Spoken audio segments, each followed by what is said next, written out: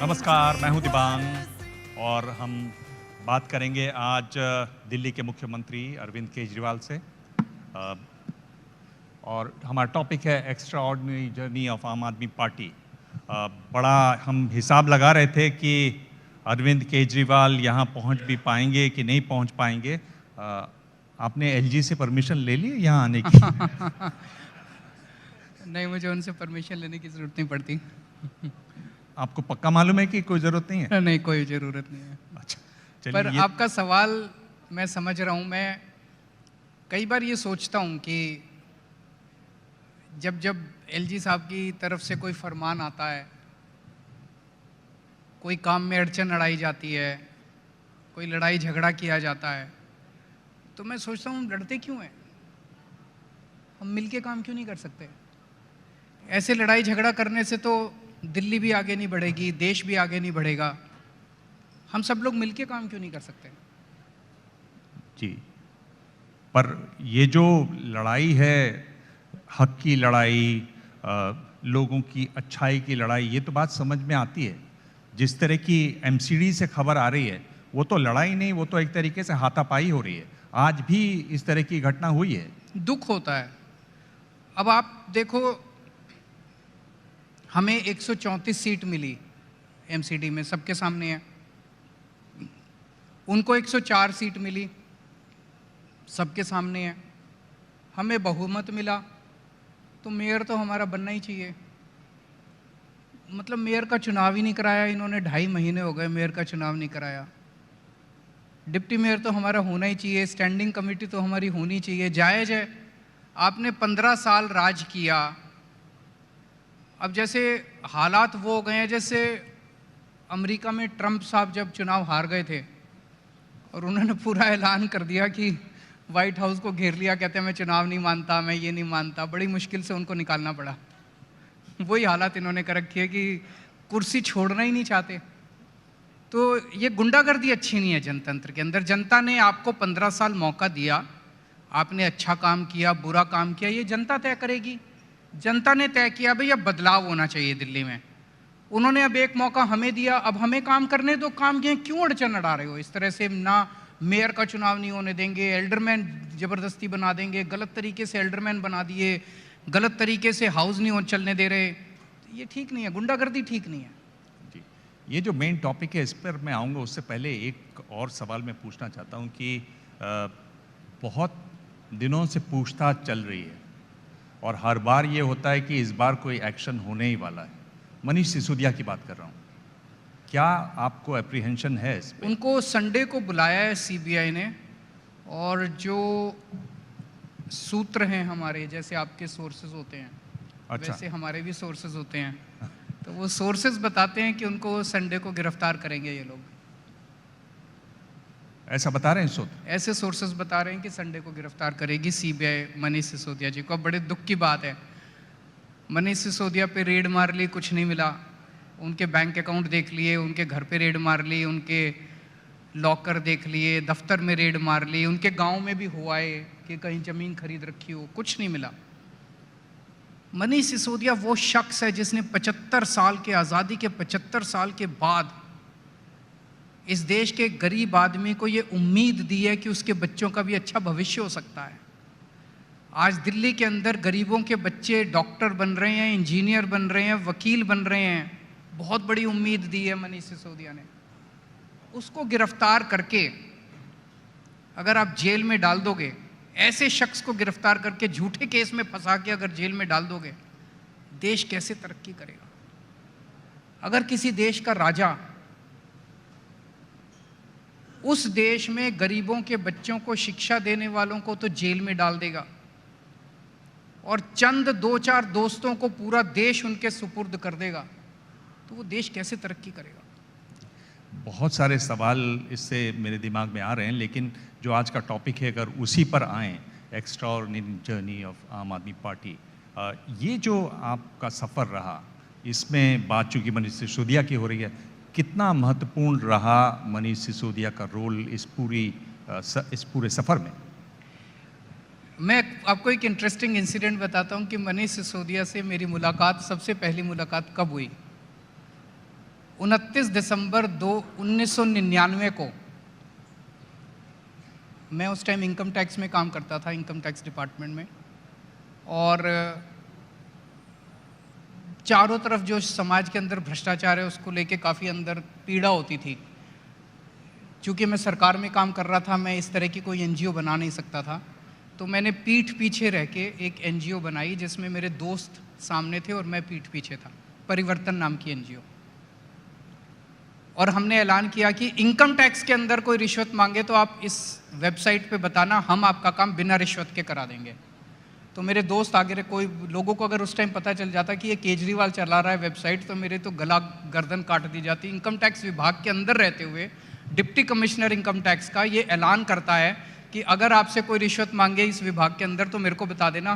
तो वो मेरे दोस्त आगे थे, तो एक वेबसाइट बनाई, और वेबसाइट परिवर्तन.com। उस वेबसाइट पे हमने कहा कि जो जो लोग वॉलंटियर करना चाहते हैं इसके ऊपर वॉलंटियर कीजिए, आप अपना नाम पता डाल दीजिए। उसके वेबसाइट के ऊपर सबसे पहला वॉलंटियर रजिस्टर करने वाला मनीष सिसोदिया था। अच्छा। उस वेबसाइट पे 1999 29 दिसंबर को मैंने वेबसाइट बनाई थी। एक आध दिन के अंदर पहला नाम आया। हमारे पास ज़्यादा पैसे नहीं थे वेबसाइट को प्रचार करने का, उसे पता नहीं कहाँ से पता चला, उसने रजिस्टर किया मनीष सिसोदिया। तो बड़ा खुशी हुई कि एक आदमी ने, हमें कोई आता ही नहीं था, छोटे से लोग थे, कौन जानता था हमें। तो मुझे याद है मैं उसके घर गया। अच्छा। और उसका ये पटपड़गंज के आसपास कौन सा वो एरिया है, वहाँ पे उसका घर होता था। एक कमरे का घर था, उसी में किचन थी। वो जी न्यूज़ में काम किया करते थे, और ऊपर छत के ऊपर मैं और उसने बैठ के हमने चर्चा की कि परिवर्तन को आगे। तो 1999 से जर्नी शुरू हुई थी मेरी और मनीष सिसोदिया की। आज 23 साल हो गए और हमारी दोस्ती कायम है, और भगवान करे इस दोस्ती पे किसी की नज़र ना लगे जी। और कौन से, अगर आप देखें तो कौन से बड़े पड़ाव आप देखते हैं इस सफ़र में? अगर 3 बड़े पड़ाव आप अगर देखना चाहें आम आदमी हमने पार्टी। कभी सोचा नहीं था। हम एक मिडिल क्लास फैमिली होती है ना, उसी की एक मिडिल क्लास फैमिली से आते हैं हम लोग, जितने भी हमारे इसमें आम आदमी पार्टी में हैं। इनकम टैक्स की नौकरी के बाद फिर मैंने एनजीओ परिवर्तन, फिर छुट्टी ले ली, फिर नौकरी छोड़ दी, फिर अन्ना आंदोलन में आ गए। कभी ज़िंदगी में नहीं सोचा था कि राजनीति में जाएंगे। और जो एक मिडिल क्लास का एक वो होता है ना कि राजनीति बड़ी गंदी है, कीचड़ है, हम अपने बच्चों को नहीं भेजेंगे, ये गुंडों का काम है, राजनीति में तो गुंडे आते हैं, गलत लोग आते हैं, भ्रष्टाचारी आते हैं, ये फीलिंग हमारे अंदर भी थी। लेकिन अन्ना आंदोलन जिस तरह से आके एकदम डेडलॉक बन गया, और उन्होंने कहा कि लोकपाल बिल पास करना है तो अपनी पार्टी बना लो, उस डेडलॉक से का समाधान राजनीति में आने के सिवा कोई चारा नहीं बचा हम लोगों के पास। और हम लोगों ने पार्टी बनाई, और उसके बाद पार्टी बनाने के बाद उम्मीद नहीं थी कि 1 साल के अंदर हमारी सरकार बन जाएगी। हाँ। तो कई बार मैं ये सोचता हूँ, ये जो कुदरत है, जिसे आप भगवान कह लीजिए, जो मर्जी कह लीजिए, शक्ति जो है, ये नेचुरल शक्ति, ये बड़ी पावरफुल है। आपको मैं बताता हूँ, 4 अप्रैल 2011 को अन्ना हजारे जी जंतर मंतर पे आके बैठे लोकपाल बिल के लिए पहली बार जी। तो मैं इनवाइट करके आया था अन्ना हजारे जी को वहाँ पे। तो उसके लिए हमें वहाँ भीड़ इकट्ठी करनी थी, और मैं, मनीष सिसोदिया जी, उस टाइम कुमार विश्वास भी हमारे साथ होते थे, हम सब मिलके 4 अप्रैल का था, 2 अप्रैल को हम बैठ के ये सोच रहे थे कि 500 लोग आ जाएंगे क्या, कहाँ से लाएं, 500 लोग आएंगे ऐसी भी उम्मीद नहीं थी हम लोगों को। और 4 अप्रैल को ये आंदोलन इतना बड़ा बन गया, इतना बड़ा बन गया, तो कुछ तो चमत्कार कर रहा था ऊपर वाला। उसके बाद 16 अगस्त को जब अगस्त क्रांति हुई, हमें तो उम्मीद ही नहीं थी, पूरा देश खड़ा हो गया। इस देश की गली गली के अंदर लोग कैंडल, मोमबत्ती लेके निकल रहे थे, हमें तो उम्मीद ही नहीं थी।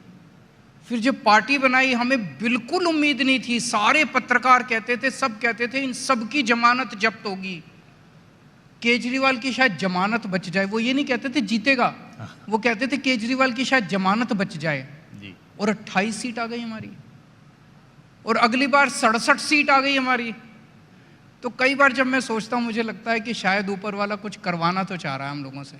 ऊपर वाले के अलावा अगर हम खोजना चाहें तो क्या आपको लगता है कि आपको ऊपर वाले पे भरोसा नहीं है?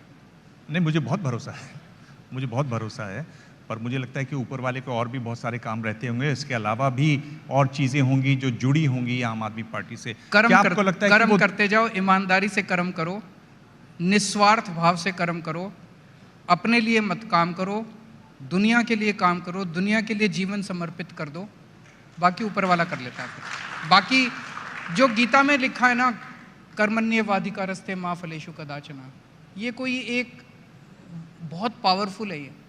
अगर आप सही नीयत से निस्वार्थ भाव से जनता की सेवा करते हैं और भगवान को समर्पित कर देते हैं, फिर ऊपर वाला डिसाइड करता है कि इसका नेक्स्ट स्टेप क्या होगा, इसको आगे की दिशा फिर ऊपर वाला दिखाता है। कई मौके ऐसे आए हमारे पूरी जर्नी के अंदर जब ऐसा लगा कि यार सब कुछ खत्म हो गया, सब कुछ खत्म हो गया, अब आगे कोई रास्ता दिखाई नहीं दे रहा था। जैसे जब अन्ना आंदोलन खत्म हुआ, हमें तो पता ही नहीं था अब आगे क्या होगा। कांग्रेस की सरकार थी, उन्होंने कहा हम तो लोकपाल नहीं बनाते, जो करना कर लो। अब राजनीति में आने का फैसला बहुत ही मुश्किल फैसला था और कहीं उम्मीद नहीं थी कि हम पार्टी बनाएंगे और सरकार बन जाएगी। मतलब ये तो सोचना ही बिल्कुल बेवकूफ़ी थी उस टाइम। तो ऐसे लगता था जैसे सब कुछ खत्म हो गया। फिर 49 दिन की सरकार बनी। 49 दिन की सरकार के बाद जब इस्तीफा दिया, मैं वाराणसी जाके चुनाव लड़ा, वहाँ से हार के आया, एक बार लगा सब कुछ खत्म हो गया। बिकॉज उस टाइम बीजेपी का ऐसा चारों तरफ, मोदी जी पहली बार आए थे, हमें उम्मीद नहीं थी कि हमारी दोबारा सरकार भी बनेगी और 67 सीट्स आ गई। तो ऊपर वाला रास्ता दिखाता है। मेरी ये छोटे से पिछले जो 10-15 साल की पॉलिटिकल जर्नी है, इस जर्नी ने मेरा भगवान के ऊपर और जो भी शक्ति है उसके ऊपर भरोसा बहुत ज़्यादा अटूट किया है कि काम करते जाओ, अपने लिए मत करो।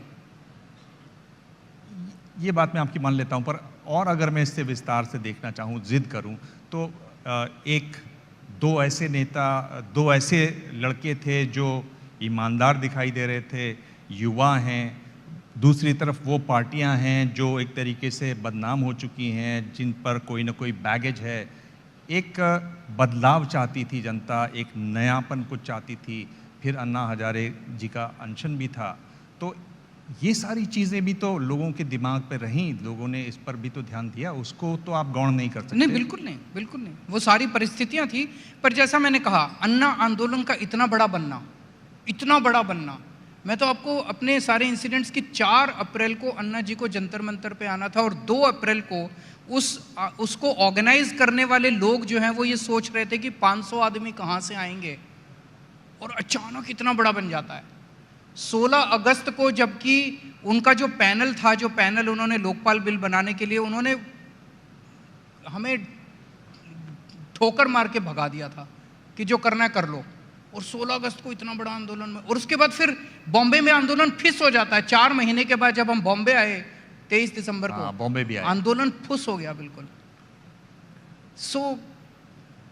चलिए, ये अगर आप देखें तो दिल्ली है ही आपके पास, दूसरी बार भी दिल्ली रही, पंजाब में आपने दरवाज़ा खोला, गुजरात में भी आपने खिड़की विड़की खोल दी हैं। आगे और आप कहाँ देख रहे हैं आम आदमी पार्टी को?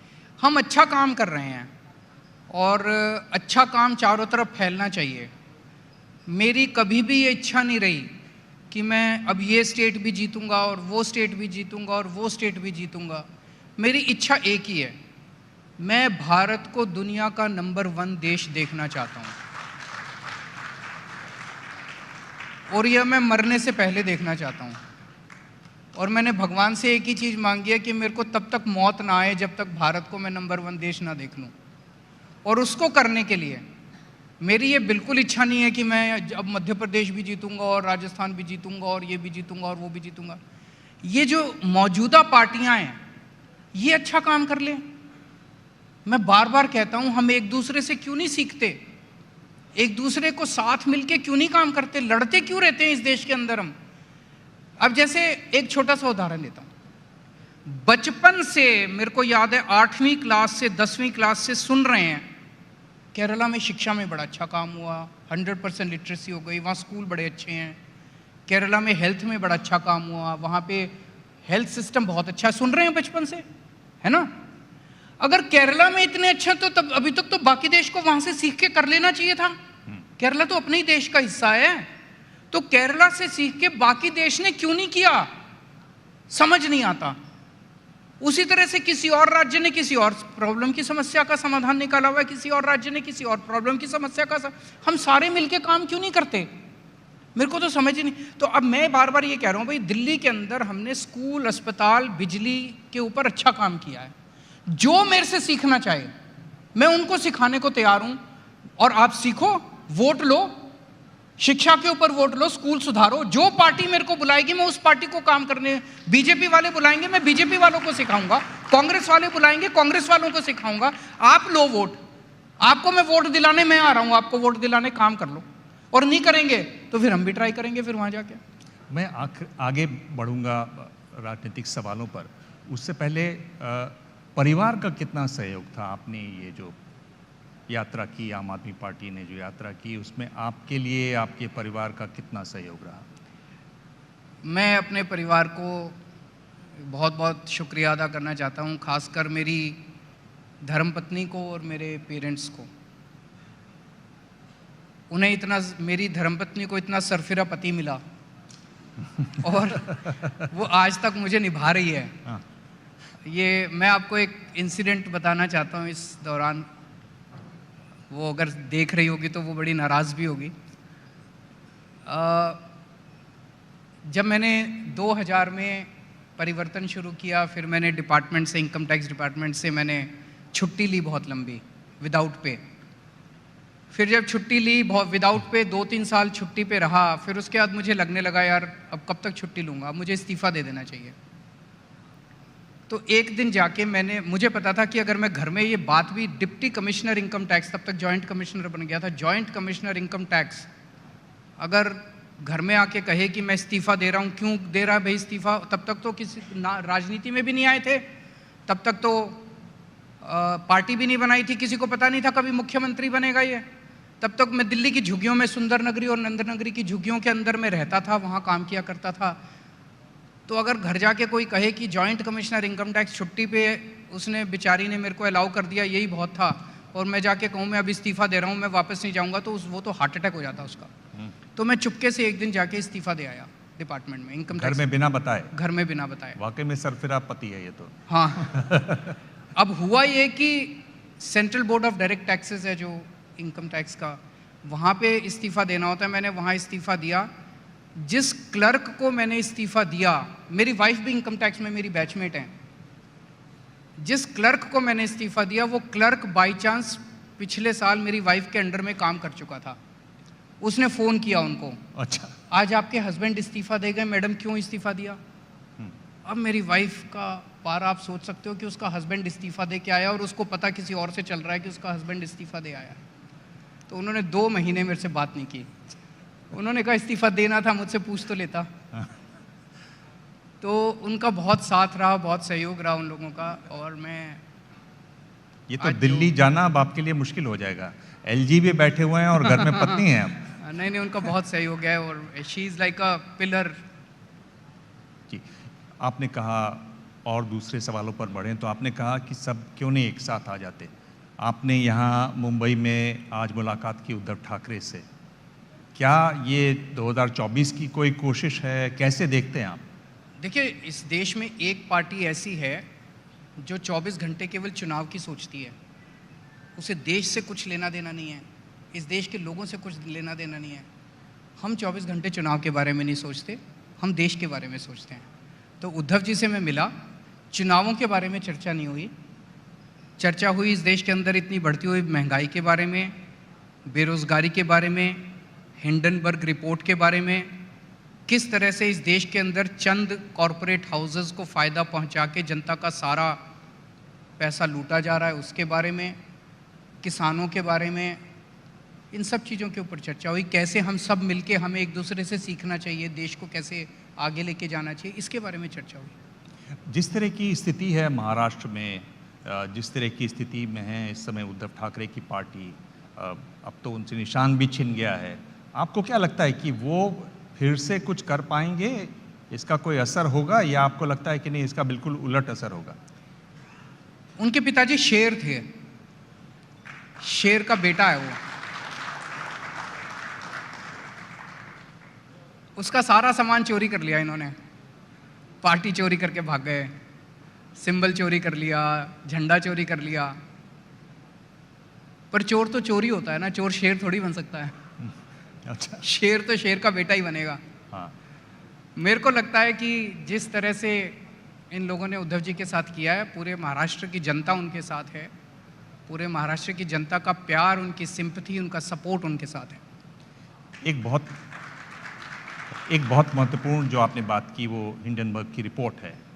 हम देख रहे हैं कि जो बैंक्स हैं, LIC है, 80,000 करोड़ रुपया है, यानी करोड़ों लोगों का पैसा उसमें लगा हुआ है, आम लोगों का पैसा लगा हुआ है, क्योंकि state bank of India, Punjab national bank, bank of Baroda, इस तरह के बैंक शामिल हैं। इस पर कोई जो पॉलिटिकल क्लास है उसमें आप लोग ज़मीन पे नहीं उतर रहे हैं, इस पर कोई बड़ा मूवमेंट नहीं कर रहे हैं। आपको क्या लगता है ये इतना बड़ा मुद्दा नहीं है क्या? सर, हम जो भी कर लें आप लोग दिखाते ही नहीं हो। अच्छा। चक्कर ये नहीं है कि कई लोग ये कहते हैं विपक्ष कुछ नहीं कर रहा, मैं ये कह रहा हूँ विपक्ष बेचारा जो मर्जी कर ले, आप लोगों को दिखाने नहीं दिया जाता। आप लोग तो अच्छे हो पर वो दिखाने नहीं देते आप लोगों को, बहुत प्रेशर है आप लोगों के ऊपर भी। तो लेकिन जनता देख रही है। एक इमरजेंसी भी आई थी 70s में, जब प्रेस भी सेंसरशिप की, उन्होंने सब कुछ किया, लेकिन जिस दिन जनता खड़ी होती है ना, समय का फेर है। इतिहास के अंदर बहुत लोग ऐसे आए जिनको ये लगा कि वो ऑल पावरफुल हैं, वो भगवान से भी ज़्यादा पावरफुल हो गए। ऐसा होता नहीं है, समय का खेल है। धैर्य रखो, पेशेंस रखो, पेशेंस से सब कुछ होता है। अब दिल्ली के अंदर आजकल ये नगर निगम का देख रहे हैं आप, चल रहा है। 1 साल पहले दिल्ली को मेयर मिल जाना चाहिए था, दिल्ली नगर निगम को सरकार मिल जानी चाहिए थी। 1 साल से तमाशा कर रखा है इन्होंने। पहले चुनाव नहीं होने दिए, फिर बोले MCD को एक कर रहे हैं, MCD को एक करने का बिल ले आए, पार्लियामेंट का दुरुपयोग किया, सारी एजेंसीज का दुरुपयोग किया, फिर गुजरात के साथ चुनाव कराएंगे, डिलिमिटेशन में गड़बड़ की इन लोगों ने। पर अंत में तो सच्चाई की जीत होती है ना। जनता के साथ वोट तो जनता ने देना है ना, तुम जो मर्जी कर लो। तो उसी तरह से ये लोग जो मर्जी कर लें। क्या आपको लग रहा है, अडानी पर मैं अगर रहूं तो क्या आपको लग रहा है कि जो आम निवेशक है जिसने बैंक में पैसा जमा किया हुआ है वो आज सुरक्षित है? आप कैसे देखते हैं इस पूरे मसले को? ये बहुत चिंता का विषय है। जिस तरह से left, right and centre political कारणों की वजह से बिना होमवर्क किए कुछ चंद लोगों को बैंकों ने और LIC ने कर्जे दे दिए, हजारों करोड़ के। किसी को 10,000 करोड़ का दे दिया, किसी को 80,000 करोड़ का दे दिया, किसी को 1.5 लाख करोड़ का कर्जा दे दिया। ये नहीं देखा कि भाई उसको कर्जा देने लायक है कि नहीं है। उससे बदले में, जैसे आप कोई किसान अगर कर्जा लेने चाहे तो उसको कहते हैं अपनी ज़मीन गिरवी रख। इनमें से बताते हैं लोग कि कईयों से तो कोई कुछ भी गिरवी नहीं मांगा, और जो गिरवी रखा उसकी आज कोई कीमत नहीं बची। जो शेयर इन्होंने गिरवी रखे थे उसकी कोई कीमत नहीं बची। जिस तरह से ये कर्जे दिए गए और जिस तरह से ये कर्जे माफ किए जा रहे हैं, एक किसान अगर 10,000 रुपए का कर्जा ले ले किसी बैंक से और अगर वो वापस ना कर पाए तो उसकी बैंड बजा देते हैं ये लोग, उसकी जिंदगी हराम कर देते हैं। वो अंत में सुसाइड कर लेता है 10,000 रुपए लेने वाला किसान। इन्होंने 10-10 हजार करोड़ रुपए के, 1-1 लाख करोड़ रुपए के कर्जे ले लिए, या तो किसी को देश से भगा दिया या उसके कर्जे माफ कर दिए, उनसे वापस नहीं लेते ये लोग।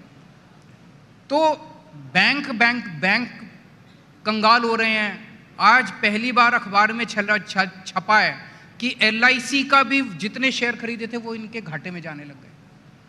इस देश के लाखों करोड़ों लोगों ने अपनी पूरी जिंदगी की कमाई LIC में डाली हुई है। अगर LIC कंगाल हो गई तो पूरे देश में क्या हाल होगा। बैंकों के अंदर इन्होंने कानून बना दिया शायद ये कि भाई अगर किसी का बैंक कंगाल हो जाता है तो आपने अगर 1 करोड़ रुपया भी डाला हुआ बैंक में जमा करा रखा है तो आपको बदले में 5 लाख रुपए ही मिलेंगे। ये क्या बात हुई? ऐसे तो पहले कोई कानून नहीं था, इन्होंने अब कानून, इसका मतलब इनको लग रहा है कि बैंक कंगाल होने वाले हैं। पहले से कानून ले आए कि अगर बैंक कंगाल हो गया, आपका कितना भी पैसा बैंक में पड़ा हो, आपको बदले में 5 लाख रुपए। ये तो हद हो गई। पूरी देश की जनता का पैसा जो है आप उठा के कुछ चंद लोगों के हाथ में दे रहे हो। ऐसे देश कैसे चलेगा? सरकार को जनता के लिए काम करना चाहिए कि सरकार को 2-4 लोगों के लिए काम करना चाहिए? तो यही तो सवाल अब पैदा होता है कि इस हालत में क्यों नहीं विपक्ष एक होता। एक ही है जी, आपसे मैंने पिछली बार पूछा था, आपने पूछा कि हम लोग, मैं एक चीज बताता हूं, हमारे देश में जनतंत्र है। जनतंत्र मतलब जनता का शासन, विपक्ष तंत्र नहीं है। विपक्ष एक हो या ना हो वो इंपॉर्टेंट नहीं है, जनता का एक होना इंपॉर्टेंट है। और उस जनता की आवाज उठाने के लिए मीडिया के अंदर साहस आना इंपॉर्टेंट है। जिस दिन ये जनता जो है, इसको हम बेवकूफ ना समझें, ये जनता बड़ी सियानी है, देख रही है। जिस दिन जनता खड़ी हो गई ना, जनता ने बड़े बड़े सिंहासन हिला दिए। विपक्ष एक होके किसी को बना या बिगाड़ नहीं सकता जब तक जनता तैयार नहीं हो। जनता तैयार हो रही है, इस देश की जनता तैयार, जनता बदलाव चाहती है। आपने कहा कि आप विपक्षी एकता की बात होगी तो आप कार्यक्रमों की बात करेंगे, कार्यक्रमों के साथ आप जुड़ेंगे।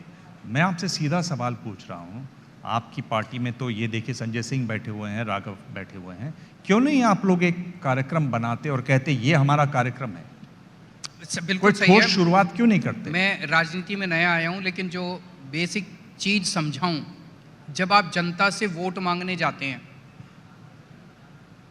जनता आपसे पूछते हैं जी आपको क्यों वोट दें, आप 2 जवाब देते हो। एक जवाब देते हो मेरे को इसलिए वोट दो क्योंकि मैं मोदी को हराना चाहता हूं। क्या जनता आपको वोट देगी? आप दूसरा जब बोलते हो मुझे वोट दो क्योंकि मैं आपके बच्चों के लिए अच्छे स्कूल बना दूंगा, आपके बच्चों को नौकरी दिलवाऊंगा, आपके बच्चों का भविष्य बना दूंगा। मुझे वोट दो क्योंकि आज अभी आपका बिजली कट लगता है, 8-8 घंटे बिजली जाती है, मैं 24 घंटे बिजली का इंतजाम कर दूंगा। मुझे वोट दो क्योंकि आपके इलाके में पानी नहीं आता, मैं आपके लिए घर के लिए पानी का इंतजाम कर दूंगा। जनता इसको वोट देगी कि उसको वोट देगी जो कहता है मैं मोदी को हरा दूंगा?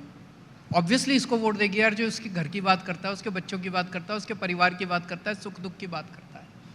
तो हमें सबको मिलके अगर 2024 की बात करें, 2024 में अगर हम जनता के बीच में जाएंगे, जनता हमसे पूछेगी केजरीवाल जी आपको क्यों वोट दें, तो हमें उनको एक एजेंडा देना है कि इसलिए वोट दो क्योंकि हम देश को इस तरह से तरक्की के रास्ते पे ले जाएंगे।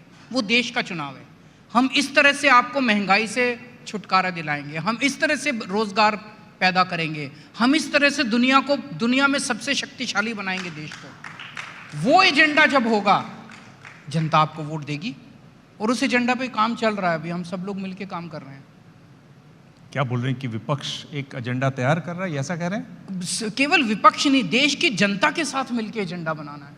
हम देश की जनता के साथ, आज जितनी चर्चाएं उद्धव ठाकरे जी के साथ हुई, इन्हीं मुद्दों के ऊपर हुई कि देश की क्या समस्याएं, इस समय एक आम आदमी किन चीजों से जूझ रहा है, उनके समाधान क्या हैं। हमें देश की जनता की समस्याओं की और समाधान का जिक्र करना है। ये तो फिर मैं ब्रेकिंग न्यूज चला सकता हूं। क्या? केजरीवाल ने कहा कि विपक्ष अगले चुनाव का एजेंडा बना रहा है। 130 करोड़ लोग मिलकर एजेंडा बना रहे हैं।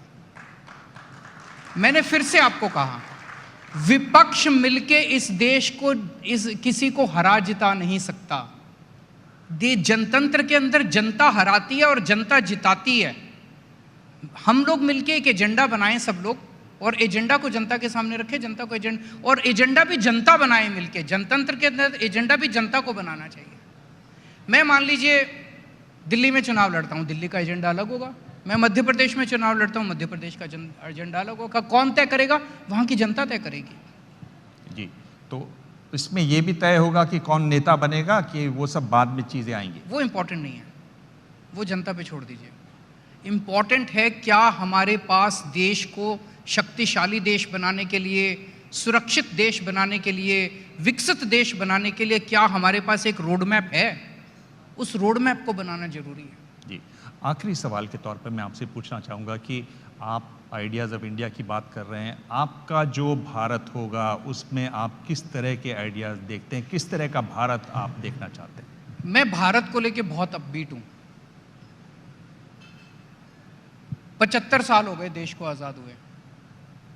इन 75 सालों में ढेर सारे ऐसे देश हैं जो हमारे बाद आज़ाद हुए। सिंगापुर 1962 के आसपास आज़ाद हुआ। जापान सेकेंड वर्ल्ड वॉर में तहस नहस हो गया था, एटम बम गिरा था जापान के ऊपर, आज वो हमसे आगे निकल गया। सिंगापुर हमसे आगे निकल गया। जर्मनी तहस नहस हो गया था, वो हमसे आगे निकल गया। हम पीछे क्यों रह गए? हमारे में कोई कमी है?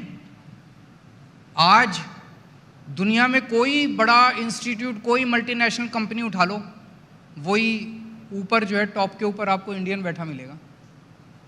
मैं कहता हूं कि जब ऊपर वाले ने इस धरती बनाई, पृथ्वी बनाई, तो सबसे खूबसूरत जगह उसने पृथ्वी के ऊपर भारत को बनाया। क्या नहीं दिया हमें? सारी नदियां हैं, पहाड़ हैं, मिनरल्स हैं, सब कुछ दिया। सारी जड़ी बूटियां हैं, खेती है, सब कुछ है, सारी फसलें हैं। और जब भारत ने भगवान ने इंसान को बनाया तो सबसे इंटेलिजेंट लोग उसने भारत में बनाए। हमारे लोग जहां जाते हैं वहीं ऊपर। पीछे क्यों रह गए फिर हम लोग?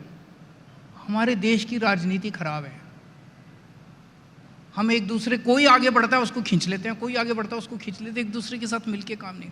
तो मुझे लगता है कि अगर हम सारा 130 करोड़ लोग मिलके काम करें तो भारत को दुनिया का नंबर 1 देश बनाने से कोई नहीं रोक सकता। मैं पूरी तरह से पूरी तरह से विश्वास है मुझे कि the future belongs to India, और आने वाले समय के अंदर भारत दुनिया के ऊपर राज करेगा। भारत दुनिया का सबसे शक्तिशाली देश बनेगा। अरविंद केजरीवाल, आपने करीब करीब सभी सवालों के जवाब दिए, सीधे जवाब दिए, विस्तार में जवाब दिए। बहुत बहुत धन्यवाद। Thank you so much.